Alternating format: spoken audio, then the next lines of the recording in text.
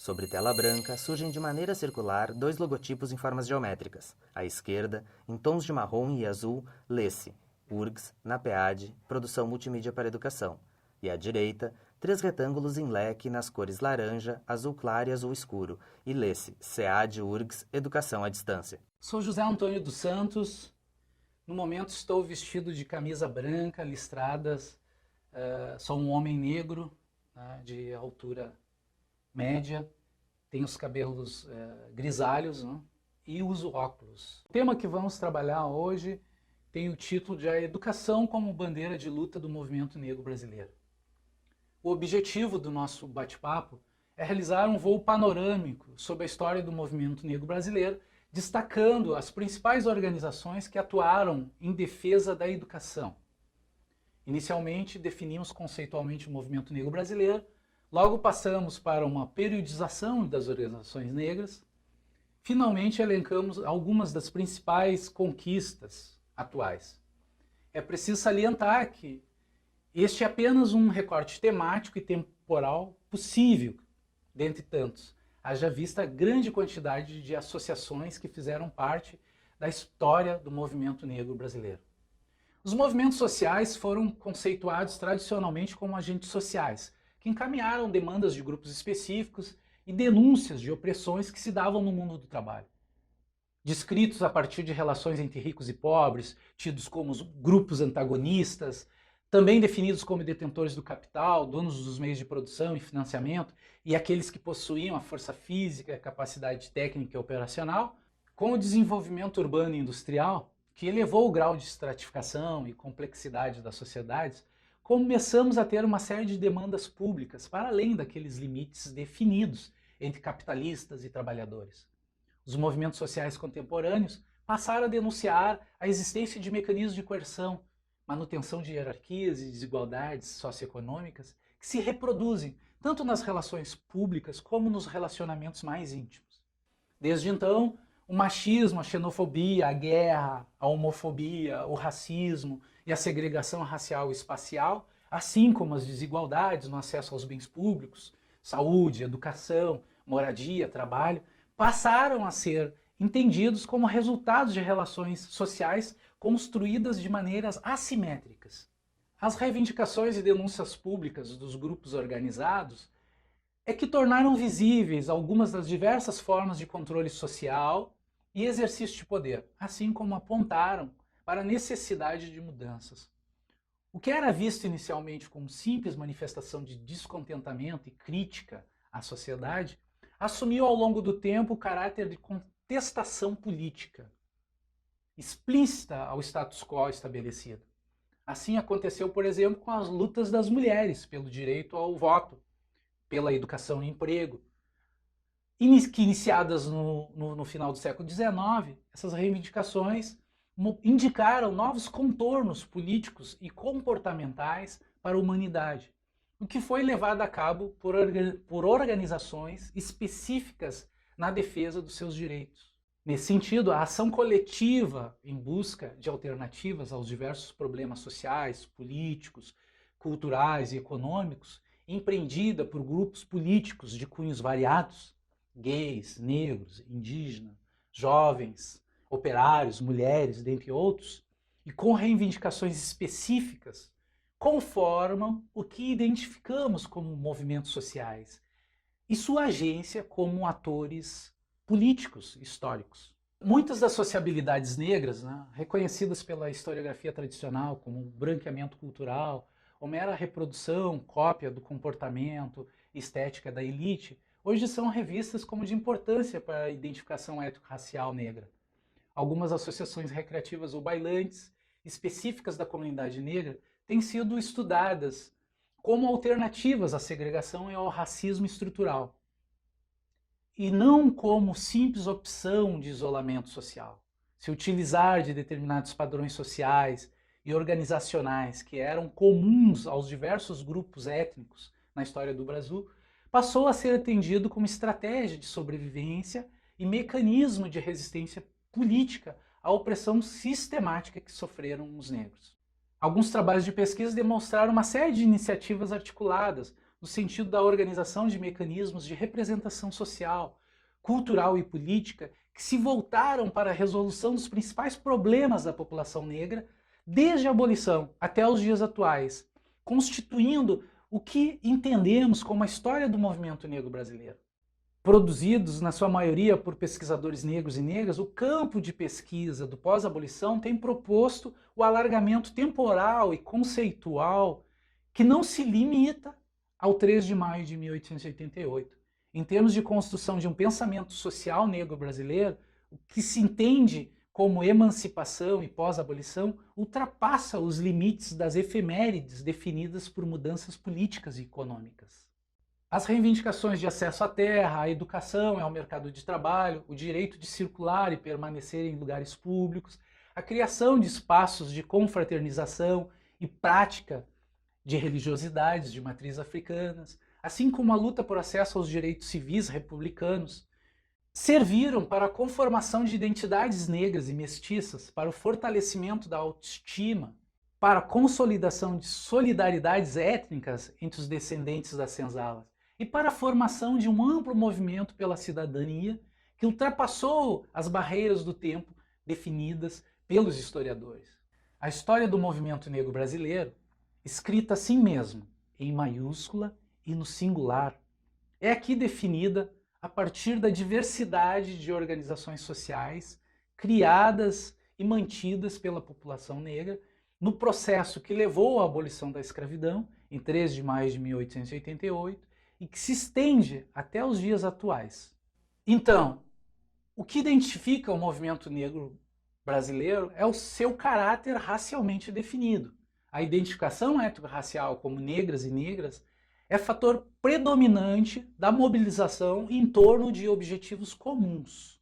A contribuição de agentes históricos autorreferenciados como negros a partir da cronologia clássica definiu os principais períodos da história do Brasil, levando em conta as principais mudanças políticas e econômicas. Então seguimos essa indicação para dividir a história do movimento negro brasileiro em 4 períodos, com a ressalva que a divisão proposta é meramente ilustrativa e as organizações negras que servem como exemplo, como de resto de quaisquer movimentos sociais, não estavam limitadas às fronteiras temporais definidas. Então propomos a divisão seguinte. Primeiro, a República Velha, de 1889 a 1930. No segundo momento, a Revolução de 1930 ao Estado Novo, de Getúlio Vargas, de 1937 a 1946. Um terceiro período, que seria o da democratização do Brasil ao golpe militar, ou seja, de 1946 a 1964. E o último período da abertura política, em 1978, ao início dos anos 2000. No primeiro período, então, temos como referencial político a Proclamação da República, onde negros e negras estavam inseridos socialmente numa sociedade racista e segregacionista, recém saída da escravidão. O racismo científico e os estudos sobre eugenia, como ficaram conhecidas as ideias de superioridade racial europeias, assim como a ideologia do branqueamento, que justificavam a vinda de imigrantes para substituir a mão de obra negra no Brasil, ideias produzidas no final do século XIX, imperavam nos escritos e nas práticas de legisladores, intelectuais, cientistas, policiais e jornalistas brasileiros. A sociedade da época havia avançado muito pouco em termos de direitos políticos. Lembro que a maioria da população, constituída por analfabetos, em boa parte formada por libertos, ex-escravizados e seus descendentes, assim como as mulheres, não podiam votar e nem ser votados. Em termos de direitos civis, não tinham acesso à propriedade privada, uma vez que a lei de terras estabelecia a compra como principal forma de acesso à terra. Embora não existisse uma legislação segregacionista, como no caso dos Estados Unidos ou da África do Sul, os negros brasileiros eram proibidos a partir de uma série de mecanismos legais e de constrangimentos sociais, de circular em algumas ruas e praças, frequentar escolas e clubes sociais, e de entrar em lugares públicos como teatros, confeitarias e cafés. Engana-se quem desconhece a história e acha que a população negra ficou de braços cruzados, optou por viver na marginalidade ante os inúmeros impedimentos para acessar a educação e melhores condições de vida. em busca da própria sobrevivência, da manutenção de aspectos culturais afro-brasileiros e de sua inserção social, os negros tomaram iniciativas e criaram suas próprias instituições, como de resto aconteceu com todos os grupos imigrantes que chegaram naquele período. Foi um momento em que criaram diversas organizações dos homens de cor, que se espalharam por todo o país, sendo reconhecidas como sociedades, clubes e grêmios que se constituíram a partir de múltiplas necessidades religiosas, bailantes, culturais, beneficentes, cívicas, recreativas, assistenciais, carnavalescas, teatrais, esportivas e educacionais. Com relação às iniciativas preocupadas com a educação, ainda antes da abolição, cito o caso do professor Pretestato dos Passos e Silva, que criou no Rio de Janeiro, em 1853, uma escola para ensinar meninos pretos e pardos que durou mais de 20 anos. Antes do processo de escolarização pública, implementado pelo Estado, individualmente ou em grupos, pessoas partiram para a iniciativa da construção de suas próprias escolas. Fossem particulares, operárias, comunitárias, católicas ou étnicas, todas as iniciativas se voltavam para a resolução do problema da falta de educação de jovens e adultos. Europeus recém-chegados ao país, como imigrantes e aqueles que aqui nasceram, os ditos nacionais, criaram centenas de escolas conformando um verdadeiro movimento pela educação. Foi esse protagonista, dentre outras necessidades, de desenvolvimento social e econômico que forçou o Estado brasileiro a iniciar o processo de reconhecimento da educação como uma política pública nacional. Dentro deste processo, a população negra também criou as suas várias escolas. Ou seja, por iniciativa da imprensa negra brasileira, ou por iniciativa de jornalistas envolvidos na imprensa negra brasileira, ou também por iniciativa de particulares. Existem inúmeros exemplos. Na tela, o título: Jornal O Clarim da Alvorada, fundado em 1924, permaneceu em atividade até 1933. Reprodução da capa do jornal O Clarim da Alvorada, de 15 de janeiro de 1927. Logo abaixo do nome do jornal e da data, há o texto de manchete, Ano Velho e Novo, e duas fotos, uma em cada lado do texto. A foto à esquerda é de Jaime Aguiar e a da direita é de José Correia Leite. Ambos são negros e posam para a foto usando trajes sociais.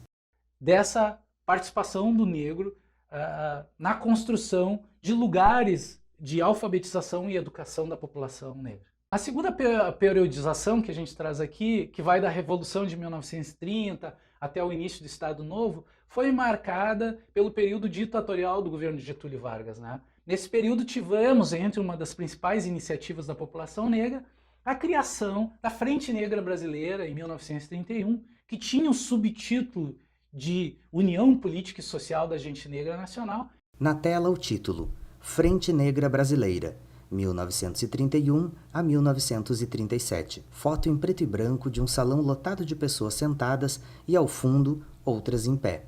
Que foi a principal organização negra do período. Se espraiou por todo o país, chegando ao Rio de Janeiro, Bahia, Pernambuco, Minas Gerais, Espírito Santo, e também chegou ao Rio Grande do Sul. Para termos ideia, em 1933 foi criada uma sucursal da Frente Negra Brasileira na cidade de Pelotas, com o nome de Frente Negra Pelotense, que se voltou também para a instrução, como se dizia à época, ou seja, esse preparo para que a população negra se inserisse no mercado de trabalho a partir daquele período, também criando escolas e mecanismos, né, de alfabetização dessa população aqui no nosso estado. Segundo esses principais intelectuais envolvidos na criação dessas escolas étnicas negras, a ascensão social e a inclusão na sociedade ocorreria pela iniciativa individual e coletiva, sempre em consonância com aqueles ideais da democracia racial. No mesmo momento em que começava a ser discutido e reconhecido no imaginário nacional de que somos todos iguais e não existiria racismo no Brasil, as principais lideranças também defendiam a necessidade de uma nova abolição que permitisse aos negros se inserir de forma igualitária naquela sociedade. Também é possível dizer da série de iniciativas naquele período, né, como a Frente Negra Socialista e do Clube Negro de Cultura Social em São Paulo, em 1932, da Legião Negra em Uberlândia, da Sociedade Flor do Abacate no Rio de Janeiro em 1934, da Sociedade Henrique Dias em Salvador em 1937, dentre outros que se espalharam pelo Brasil. Na terceira fase, então, que vai de 1945 a 1964, merece referência à criação do Teatro Experimental do Negro, criado em 1944 por Abdias Nascimento e um grupo de intelectuais cariocas e de outros estados, pensando a inserção do negro na sociedade brasileira por meio do teatro. Naquele período não tinham atrizes e atores negros, né, inseridos em papéis principais no teatro nacional, e muito menos trazendo temáticas, questões que dialogassem com a população negra brasileira.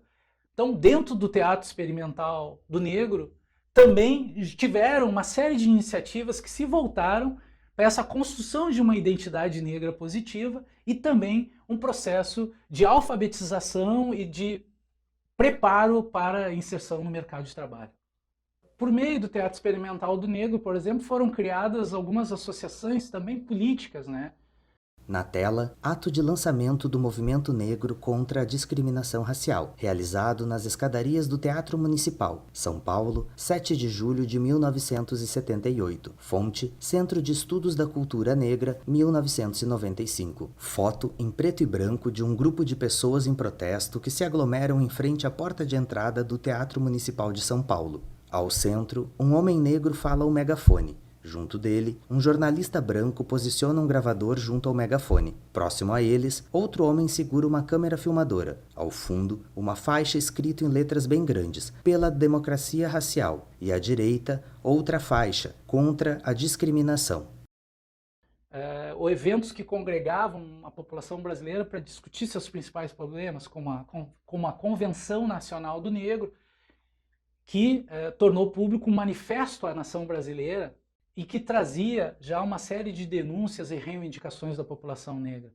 Também em 1950, no Rio de Janeiro, foi criado o primeiro Congresso do Negro Brasileiro, que tinha, dentre as suas aspirações, né, buscar condições gerais para melhorar a vida da população de cor, como se dizia à época. Então, dentre essas manifestações deste Congresso, tinha a reivindicação do apoio oficial e público a todas as iniciativas e entidades dos brasileiros de cor, a ampliação da facilidade da instrução e da educação técnica, profissional e artística. Ou seja, o Teatro Experimental do Negro também e as suas várias organizações também tiveram, nesse período aí, anterior à ditadura militar brasileira, uma série de reivindicações que se voltavam para a educação da população negra brasileira. No último período aqui tratado, que vai do processo de resistência à ditadura até as políticas de ações afirmativas, chegamos à fundação daquele que é considerado um dos marcos dessa história recente. Em 7 de julho de 1978, foi criado o Movimento Negro Unificado contra a Discriminação Racial em São Paulo, que passou a ser considerado a principal referência para a mobilização política contra o racismo. Naquela oportunidade, foram distribuídos cerca de 5.000 documentos sob o título de Carta Aberta à População contra o Racismo.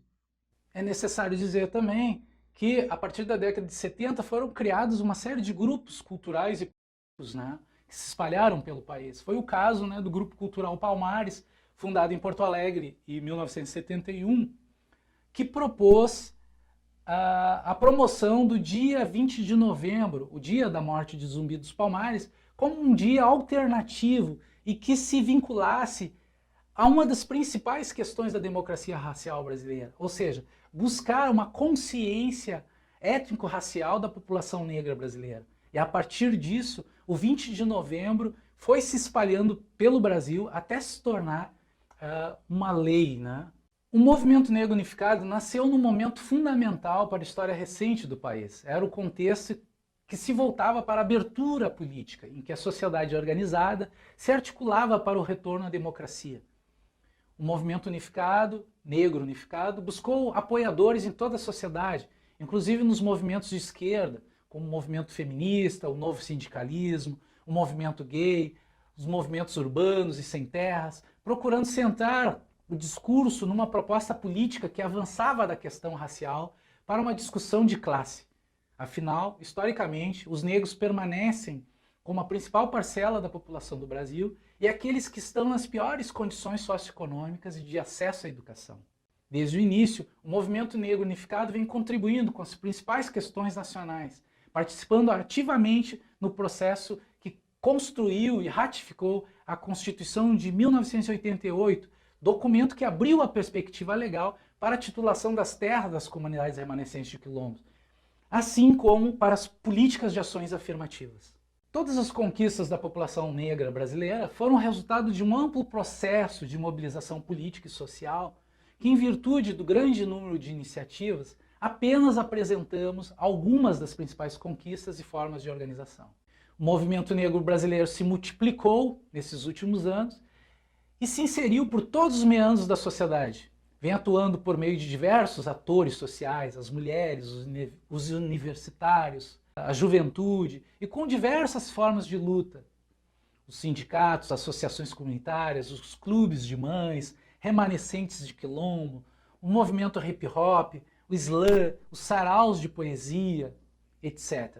Nesse cenário, é preciso destacar o papel fundamental das organizações das mulheres negras. Elas criaram suas próprias associações depois de criticar o movimento feminista e também criticar o próprio movimento negro formado por homens, na sua maioria. Cito o exemplo do Maria Mulher, organização de mulheres negras fundada em Porto Alegre em 1987, ainda antes do primeiro Encontro Nacional de Mulheres Negras, que só foi se dar em 1988. É necessário dizer que foi em 1995 que o movimento negro brasileiro fez uma grande marcha, conhecida como Marcha Zumbi dos Palmares, contra o racismo, pela cidadania, a vida. Na tela, primeira marcha Zumbi dos Palmares contra o racismo pela cidadania e pela vida, realizada em Brasília em novembro de 1995. Em 16 de novembro de 2005, a marcha foi reeditada como Marcha Zumbi mais 10, fonte Centro de Estudos da Cultura Negra, 1995. Foto em dia claro, manifestação de um grupo de pessoas que ocupa uma grande avenida. O grupo segura muitas faixas, onde lê-se: Zumbi vive, unir negros e brancos, 300 anos de Zumbi, FENASPES na luta. CUT, Zumbi dos Palmares, lutar. Ao fundo, em meio à multidão, outras faixas e cartazes. Que entregou um documento para o governo federal, na época o governo Fernando Henrique Cardoso, e a partir daquele momento é que o Brasil começou a discutir as políticas de ações afirmativas, principalmente aquelas políticas preocupadas com o ingresso de estudantes negros e oriundos das escolas públicas nas principais universidades públicas brasileiras. Também foi a partir da Conferência de Durban contra o racismo, discriminação racial, xenofobia e formas correlatas de intolerância, realizada na África do Sul em 2001, que também o movimento negro passou a pautar e a fortalecer cada vez mais a ideia das políticas de ações afirmativas no Brasil, demonstrando a acentuada hierarquia da desigualdade da população negra brasileira com relação à população dita não negra. A Marcha Zumbi dos Palmares foi construída com as principais forças políticas da época, data em que foram recebidos pelo presidente da República, e deixaram um documento com reivindicações de acesso ao emprego, saúde e ensino superior. Foi a primeira vez que o governo reconheceu o Brasil como um país racista e profundamente desigual. Houve o entendimento que o Estado e a sociedade precisavam criar políticas públicas para resolver esta situação historicamente construída.